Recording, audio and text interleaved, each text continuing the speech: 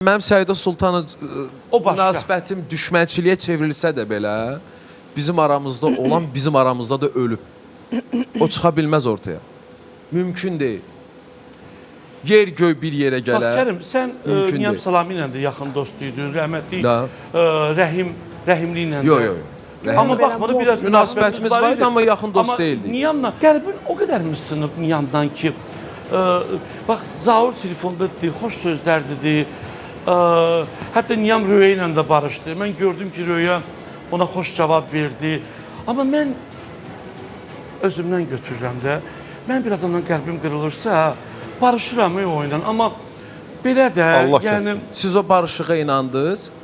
Mən Röyanı tanıdığım qədər, Əkizlər Bürcünü tanıdığım qədər mən inanmaram. Biz bir-birimizə xoş söz deyə bilərik. Təbii ki, Zaur zəng eləndi efirdən mənə. Mən də xoş söz dedim. Təbii ki. Amma o qırıqlıq öz yerindədir. Münasibət, dostluq, elə buradan deyirəm, heç vaxt ola bilməz. Heç vaxt. yəni Niyamla heç vaxt yaxın dostlarla ola bilməzsən. Yox. Bax ona görə də mən bugün deyəcəyim, bu günləri bəzi müğənnilər var ki, onlar barışırlar. Hamı onlardan cici bacı olmağı gözləyir. Belə şey olmayacaq.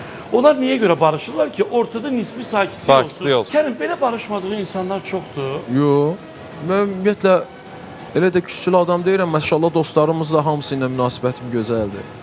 Amma yəni qətiyyətli bir insanlar var ki, onların üstündən xətt çəkmişəm, bitdi.